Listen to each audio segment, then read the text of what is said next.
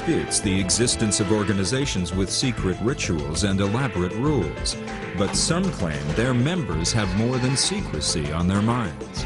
In the next 5 to 10 years, we are all going to live in a global version of Nazi Germany. Could there be a group of puppet masters who have the world on a string?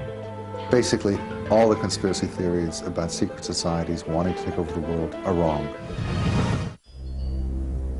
On a Swiss mountaintop, armed guards protect a secret meeting of the world's power elite.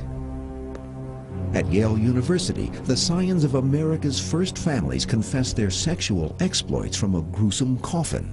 In a smoke-filled room, a handful of power brokers manipulate the global economy. These are the purported activities of some of America's secret societies, groups with names like Bilderberg, Skull and Bones, and the Trilateral Commission. What people were going to see is going to make their hair curl. What's been going on in front of their face and behind their back all their lives, while they thought a completely different story was unfolding. A lot of people are familiar with the more famous names that are connected to these secret societies, Henry Kissinger, David Rockefeller, etc., etc. But there are literally hundreds of top-level, very powerful people who are at the inner core of these secret societies. From the United States' earliest history, secret societies such as the Freemasons and the Oddfellows have existed. Their rituals, symbols, and secret handshakes have offered an endless source of fascination and speculation for the uninitiated. Now, according to a small but growing number of conspiracy theorists, these purportedly benign institutions are part of a sinister plot. There is in truth a hidden hand that's working behind the scenes, behind all these apparently unconnected organizations. And they are advancing quietly, unseen, an agenda for world government, world central bank, world currency, world army, and a microchip population.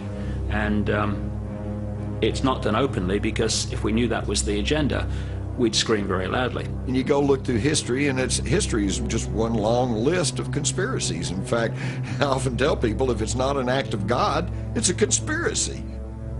I've yet to see a clandestine effort by this so-called secret societies to gain power and to harm other people or to fulfill their own ambitions through that power. To trace the history of America's secret societies and divine their true motivations presents a unique challenge.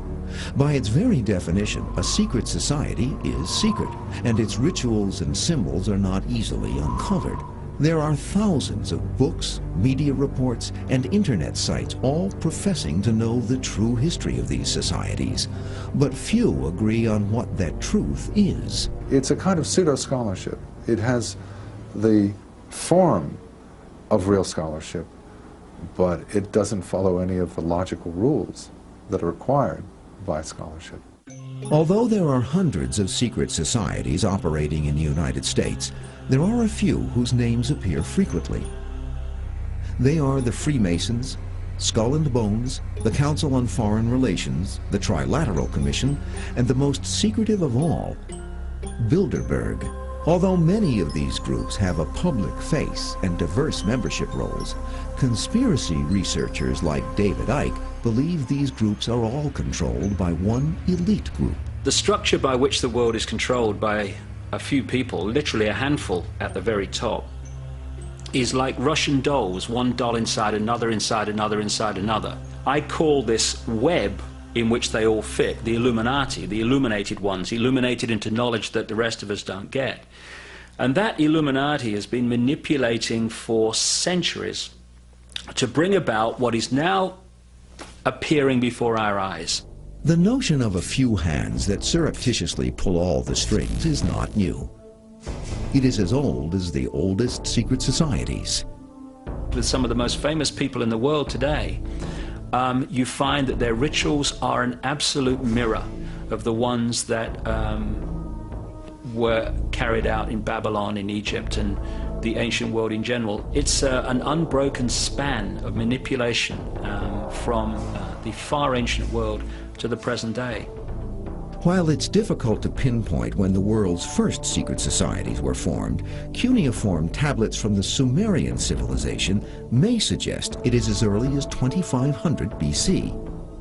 But we do know that Egyptian pharaoh Thutmose III creates in 1500 BC a group that follows the modern definition of a secret society: elite members who perform secret rituals and possess secret knowledge they use to influence civilization.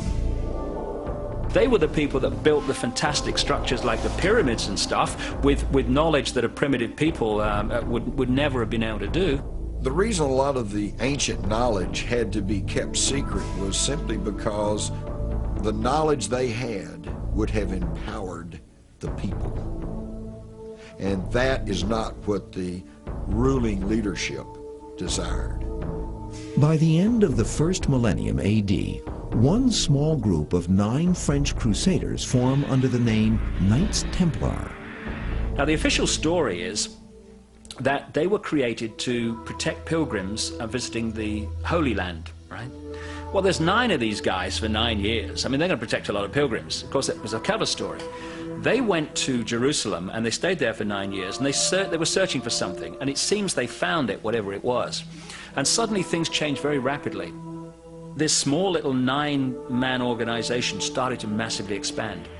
Just what the Knights Templar find remains a mystery. The persistent rumor is that they find the Holy Grail, which is, depending on alternate legends, either the chalice used by Christ at the Last Supper or a piece of the cross he was crucified on. It became one of the most, if not the most influential organizations in Europe. To join the Templars, you had to give them all your wealth and land, and they were signing up the noble families of Europe. They became massively wealthy, massively quickly. The Knights Templar were holy, at the same time they were engaged in warfare. And because of these two attributes, they needed money. They needed money to pay for their warfare. And they had a real ability to raise money because they could call on people's piety to pay for their expenses. For nearly 200 years, the Knights Templar gain hundreds, perhaps thousands of members from the wealthiest of the European elite. Although the total membership remains unknown, we do know the Knights Templar are able to amass a fortune they use to exert tremendous control throughout Europe by, in effect, controlling its largest private banking system. They had the crown heads of Europe up to their neck in debt to them. In 1307, the Knights Templar are almost wiped out. The King of France convinces Pope Clement V that they are not the holy defenders of the faith, but in fact are seeking to destroy it. I think it was the King of France's desire for their wealth more than anything else, which caused him to turn against them. But the vehicle that he used to turn against them was a conspiracy theory. He found it useful, as have many kings and many other people since then found it useful to adopt a conspiracy theory as a means to attack an enemy. Jacques de Molay, the last Grand Master of the Knights Templar, is burned at the stake in Paris in 1314. But a few surviving Templars are believed to have escaped execution. The Templars went north, fleeing from France, to Scotland, and they re-emerged under another name, the Scottish Rite of Freemasonry. Scottish Rite of Freemasonry is the biggest secret society in the world. Its membership pervades world politics, business, banking, the whole shebang. And it's the Templars under another name. When we continue, the world's largest secret society comes to America, and its influence is enormous. Of the 56 signatories of the American Declaration of Independence, 50 were known Freemasons, only one was known not to be. According to the conspiracy theorists' view of the world, the Knights Templar, fleeing persecution by the King of France, bring their secret knowledge, whatever that may have been, to Britain and form regional clubs called lodges in a new organization called Freemasonry. Modern Masonry, however, claims no connection to the Knights Templar. Probably the #1 secret society in terms of fear and speculation are the Freemasons. The Freemasons are the connective tissue that have carried ancient knowledge all the way through the centuries up into the modern secret societies. Just about the only thing conspiracy advocates and Freemason historians agree on is the date of the first Grand Lodge meeting of the organization, June 24th, 1717, at the Goose and Gridiron Ale House in London, England. The Freemasons were founded as an organization dedicated to the free exchange of ideas.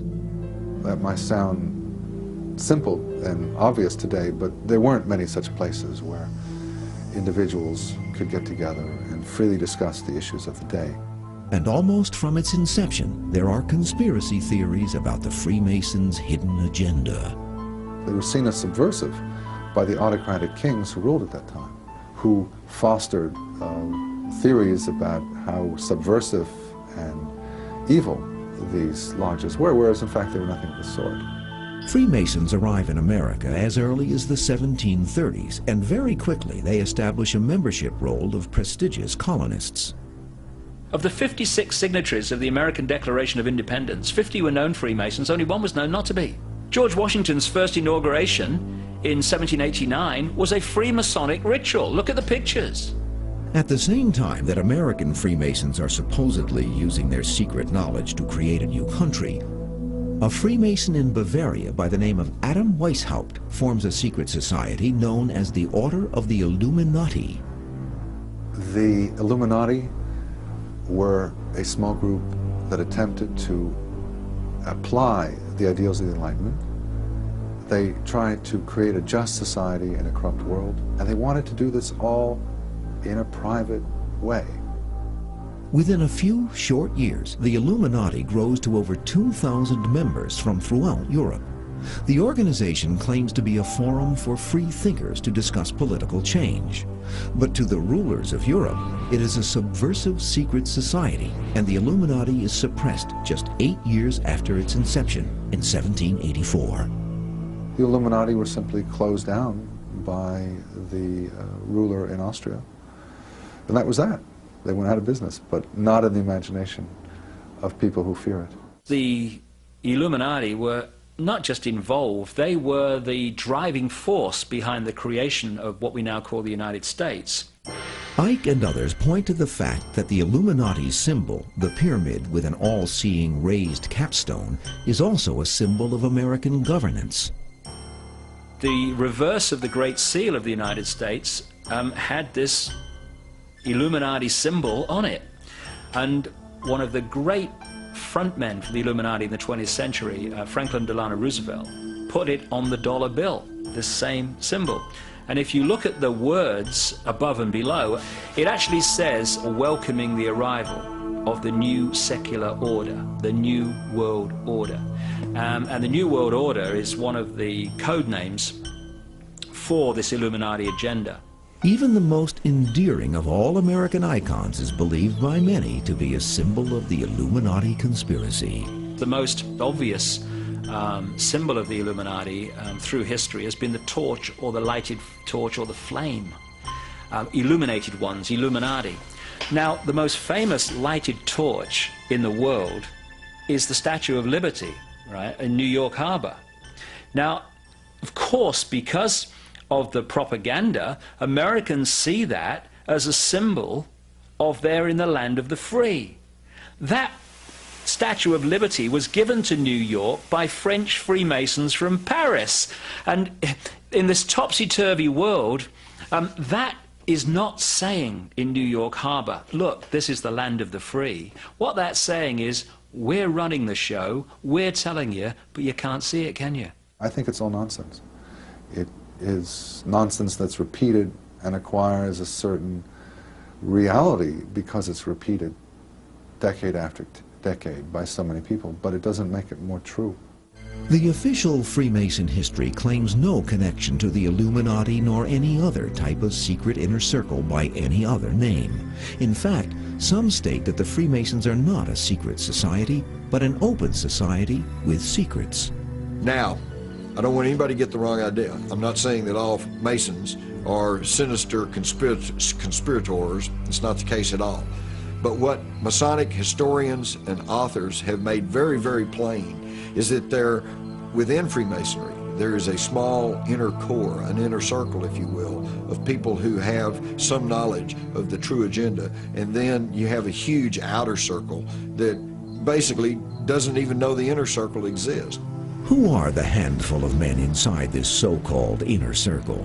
To find the answer, conspiracy advocates point to one secret society in continuous existence since 1832.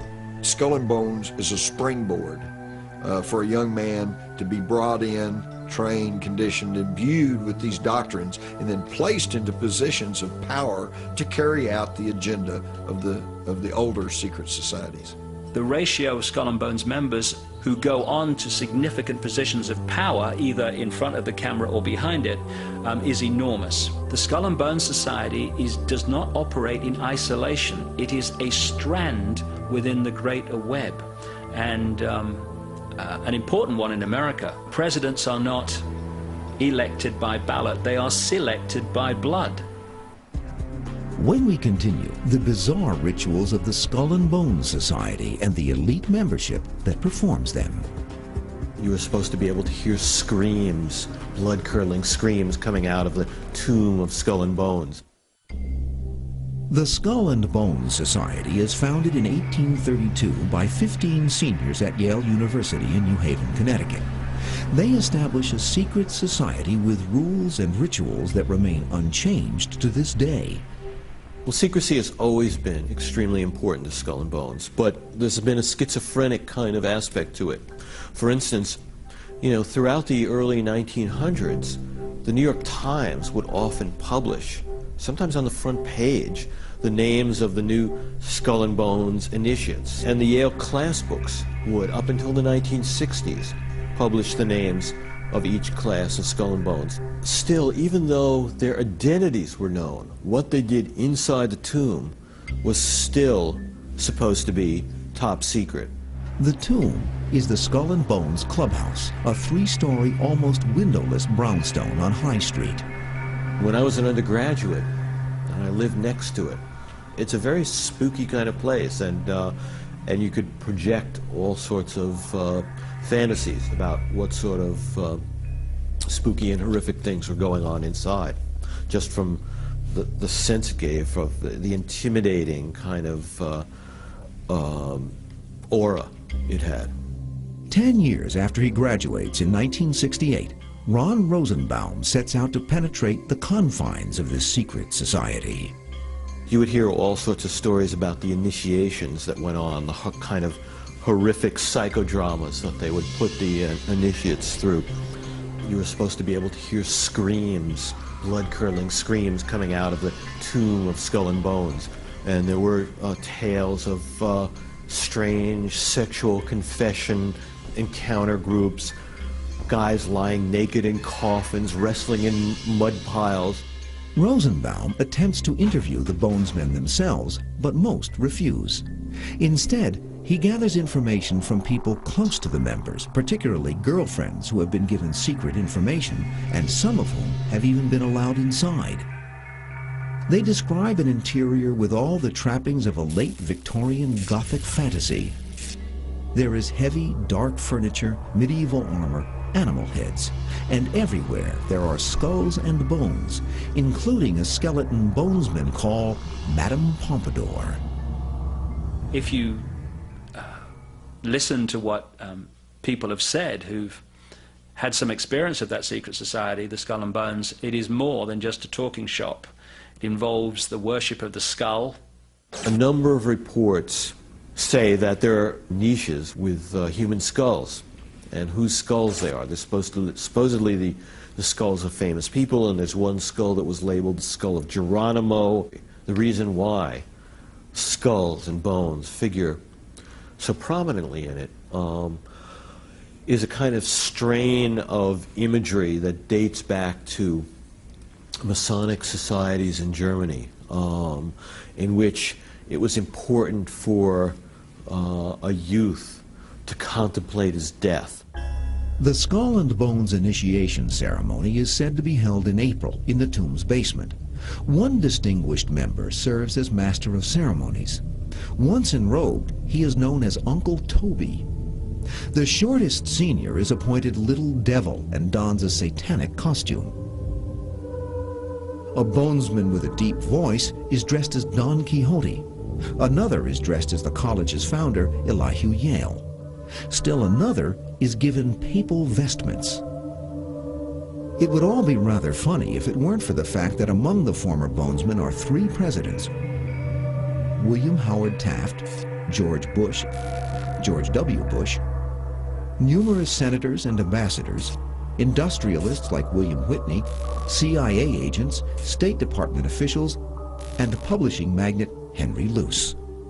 For close to 2 centuries, Skull and Bones has produced the stewards and leaders of the American ruling class, the Eastern establishment, elite core of diplomats, spies, Supreme Court justices, senators, presidents. The Skull and Bones Society seems to be particularly important for bringing American elite bloodline young people into the web and being initiated into the web. I see the Skull and Bones people as, in effect, the people who created the American character. And they had their character formed in the basement of this strange tomb of Skull and Bones. The reason that it is so secret is because if the people of America realized what its elite presidents of the future get up to, they'd realize that they live in anything but the land of the free. Reports indicate that within the tomb, bonesmen operate on Skull and Bones time, which is 5 minutes ahead of the time in the rest of the world, which is referred to as barbarian time. Every Thursday and Sunday at 6:30, they gather for dinner in the Firefly Room. Non-alcoholic drinks are served in skull-shaped cups. Skull and Bones is a dry society. Thursday night is a sort of general autobiographical session in which, in the basement of the tomb, in the presence of all this occult Masonic ritual of skeletons and coffins and death's heads and all these sort of things, someone spills the secrets of his life or tells the narrative of his life. But then on Sunday, there's a special session that is given the name Connubial Bliss. And in that session, it's a sexual autobiography. It's hard to imagine George Bush, the former president, chattering away about his early sexual experiences. Nonetheless, one feels that he has to have gone through it. It was required of the society. Absolute secrecy is also required. In his 1999 autobiography, George W. Bush devotes just 1 sentence to his membership in Skull and Bones. Quote, "My senior year, I joined Skull and Bones, a secret society so secret, I can't say anything more." The secrecy, according to some researchers, is there to protect the fact that Skull and Bones funnels its initiates into positions of power and influence. In 1977, for example, George W. Bush forms his first company, Arbusto Energy, with the help of several Bonesman investors. Skull and Bones is a lifelong society, an old boy network. It's a way for members of the establishment to nurture, advance, promote people who think like them, people who belong to the same kind of class, the same kind of elite culture. And so its power grows in a way after one graduates. This is no old boy network. This is no, I'll pat your back, you pat mine. This is not, oh, you got the same tie as me, so we're okay.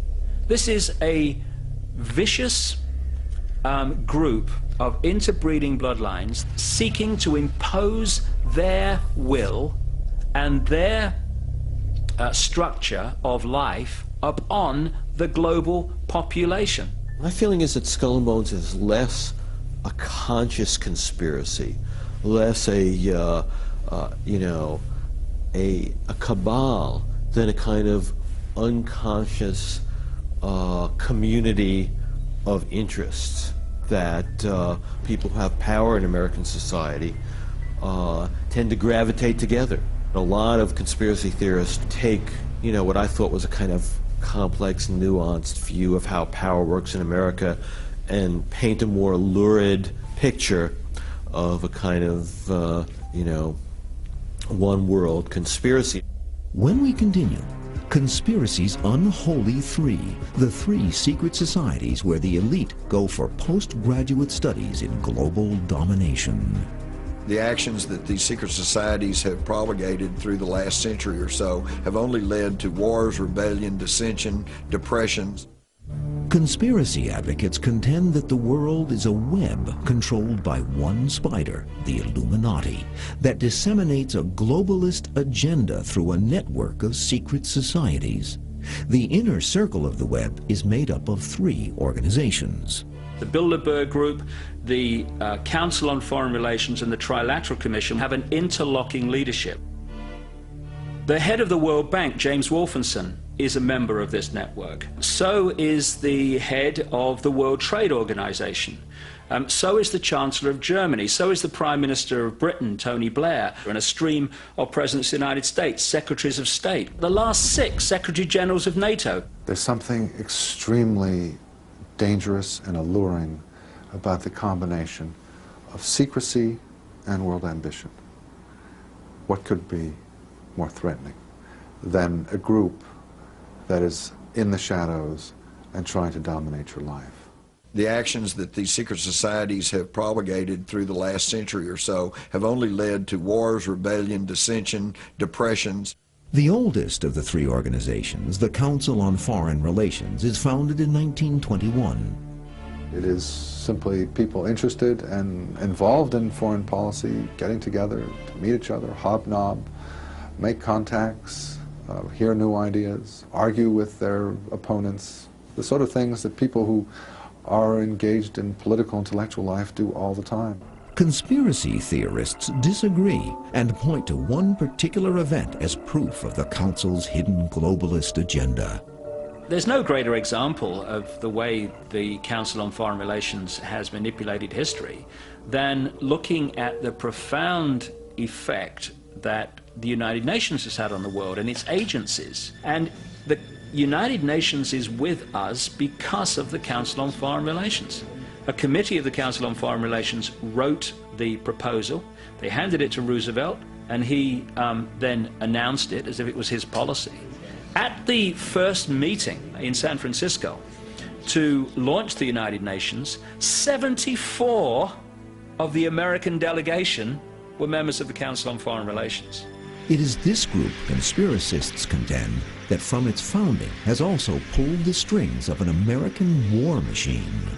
When Lyndon Johnson took office and began to take Vietnam as his top priority, he was surrounded by what he was known as his wise men.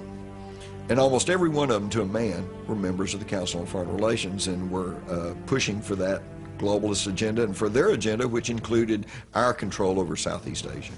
In 1973, the chairman of the board of the Council on Foreign Relations is David Rockefeller. He brings together some of its most powerful members with elite private citizens from North America, Western Europe, and Japan to form a new 180-member group. It is called the Trilateral Commission. Most Americans really first became aware of these secret societies with the Jimmy Carter administration because Jimmy Carter, the peanut farmer governor of Georgia, was brought into the Trilateral Commission back in 1972. And within 4 years, he's groomed and runs and wins as president of the United States. I once had the opportunity to interview his budget director, Bert Lance. And I asked him, well, you know, what's the deal about the Trilateral Commission? And he simply smiled and he said, I was the only member of the cabinet that was not a member, and now I'm out.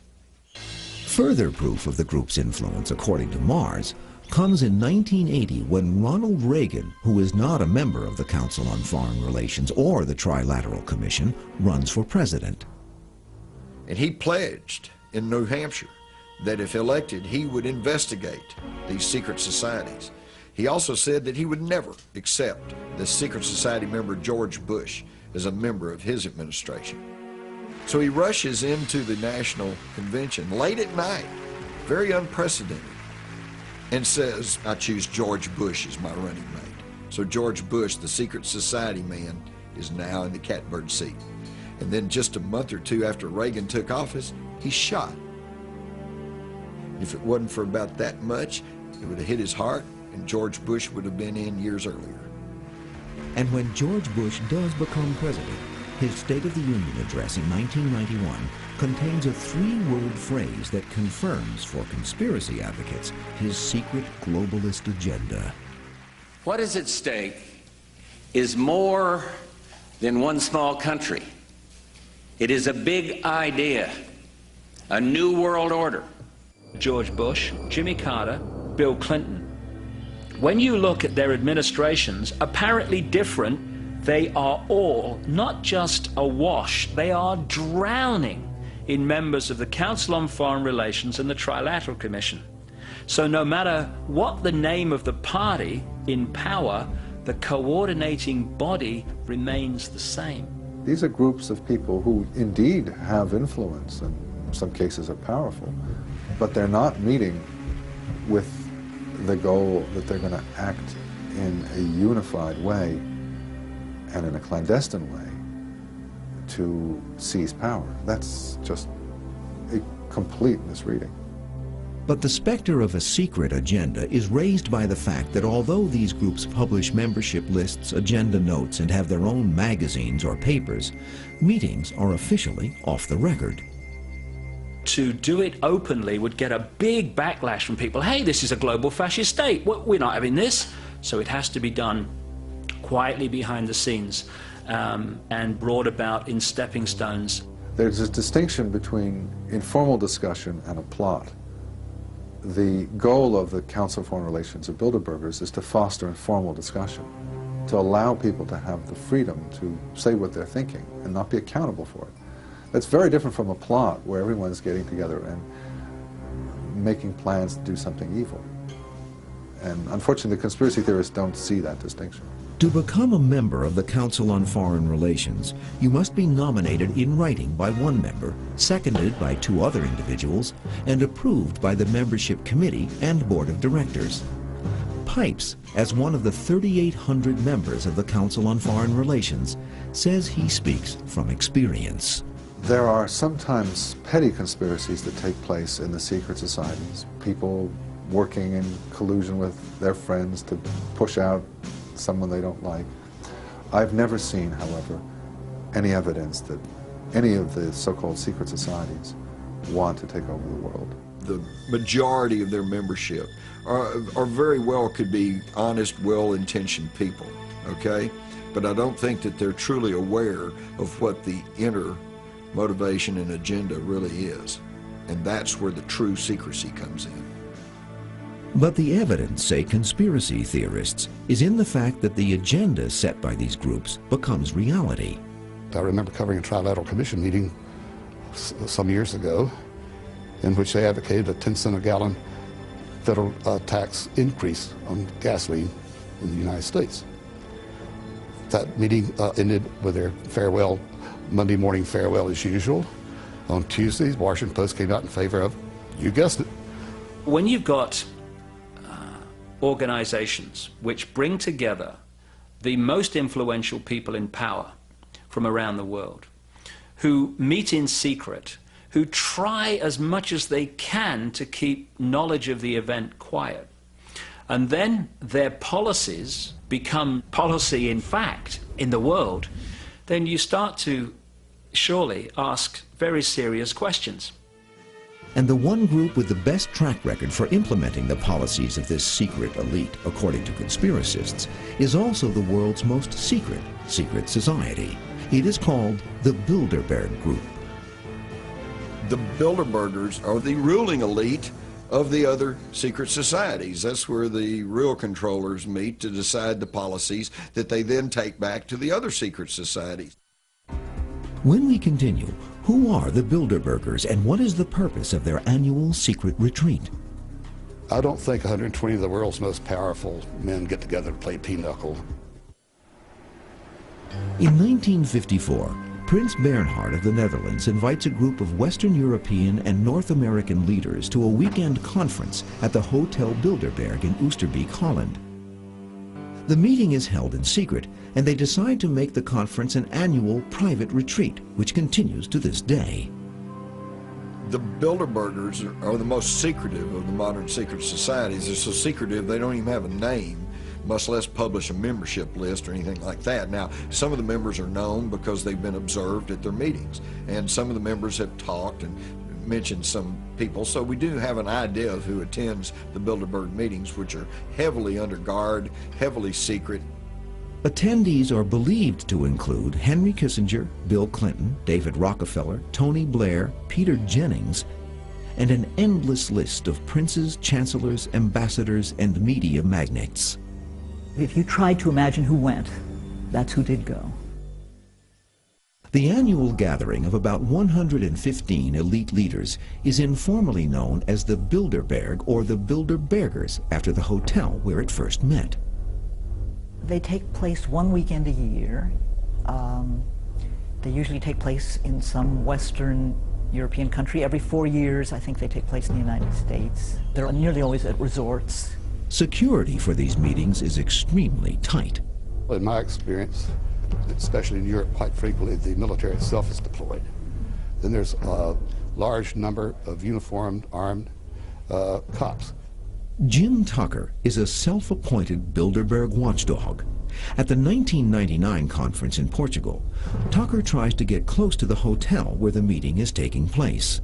And the cop bragged, we have snipers on top of those boulders up there. And anybody going over that fence day or night, they're going to stay over that fence. So apparently they take security rather seriously. The reason for all the security, say the conspiracy advocates, is obvious. I don't think 120 of the world's most powerful men get together to play pinochle. This is where the ruling elite within these secret societies go and gather and compare notes and apparently set agendas. One of the members of the Bilderbergers years ago said that they talked about opening up China, and within months, President Nixon had gone and opened up China to the West. They met in the early 70s at an island off Sweden, and they decided that they were going to hike the price of oil massively.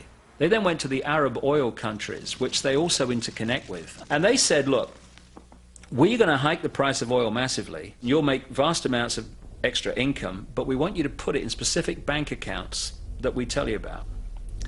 Okay. They then needed an excuse to hike the price of oil. So what they did was created the Arab-Israeli war. The conspiracist's view of the world is that control is exerted through the control of money. In this country, we operate under the golden rule. Whoever has the gold makes the rules. Whether or not this type of nefarious global control exists, it is true that the Bilderbergers have been successful in at least controlling media coverage of their meetings.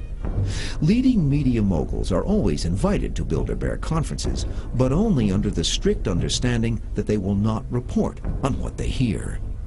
The steering committees and the bureaucracies and the meetings themselves had their own concern, rather intense concern, with not being mentioned in the press, and had this brilliant idea of co-opting whatever press they did invite, and then going higher and higher in the press as they invited it. But it's quite something to have more than 100 people attend a meeting one weekend of the year, all of them at least of some importance, and have nothing in the mainstream press about them. That's quite remarkable. That, in a way, may be the most remarkable thing about them. If you, and I have done many times, said to journalists, let alone the general population, tell me about the Bilderberg Group, this glassy-eyed look comes across. The what? The what? And yet, the major people, they are reporting every day on members of an organization together, different political parties, different countries, everything, and they've never heard of it. And a few people can't control the world. Well, obviously they can, and get away with it. But just how obvious this version of the world is depends on the eyes you see it with.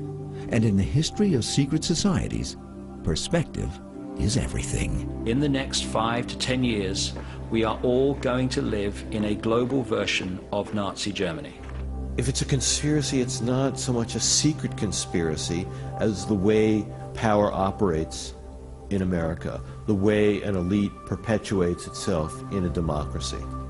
Basically, all the conspiracy theories about secret societies wanting to take over the world are wrong. Very rarely does a conspiracy actually succeed. Much more often they fail. And much more often than that, they don't even exist.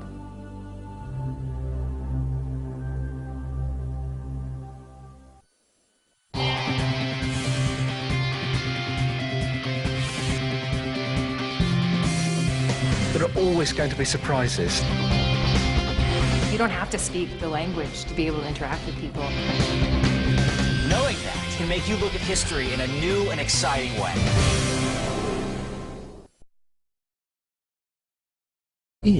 It's a kind of pseudo-scholarship. It has the form of real scholarship, but it doesn't follow any of the logical rules that are required by scholarship. Although there are hundreds of secret societies operating in the United States, there are a few whose names appear frequently. They are the Freemasons, Skull and Bones, the Council on Foreign Relations, the Trilateral Commission, and the most secretive of all, Bilderberg. Although many of these groups have a public face and diverse membership roles, conspiracy researchers like David Icke believe these groups are all controlled by one elite group. The structure by which the world is controlled by a few people. Purported activities of some of America's secret societies, groups with names like Bilderberg, Skull and Bones, and the Trilateral Commission. What people were going to see is going to make their hair curl. What's been going on in front of their face and behind their back all their lives, while they thought a completely different story was unfolding. A lot of people are familiar with the more famous names that are connected to these secret societies, Henry Kissinger, David Rockefeller, etc., etc. But there are literally hundreds of top-level, very powerful people who are at the inner core of these secret societies. From the United States' earliest history, secret societies such as the Freemasons and the Odd Fellows have existed. Disputes the existence of organizations with secret rituals and elaborate rules, but some claim their members have more than secrecy on their minds. In the next 5 to 10 years, we are all going to live in a global version of Nazi Germany. Could there be a group of puppet masters who have the world on a string? Basically, all the conspiracy theories about secret societies wanting to take over the world are wrong. On a Swiss mountaintop, armed guards protect a secret meeting of the world's power elite. At Yale University, the scions of America's first families confess their sexual exploits from a gruesome coffin. In a smoke-filled room, a handful of power brokers manipulate the global economy. These are the... History is just one long list of conspiracies. In fact, I often tell people if it's not an act of God, it's a conspiracy. I've yet to see a clandestine effort by this so-called secret societies to gain power and to harm other people or to fulfill their own ambitions through that power. To trace the history of America's secret societies and divine their true motivations presents a unique challenge. By its very definition, a secret society is secret, and its rituals and symbols are not easily uncovered. There are thousands of books, media reports, and internet sites all professing to know the true history of these societies, but few agree on what that truth is. Their rituals, symbols, and secret handshakes have offered an endless source of fascination and speculation for the uninitiated.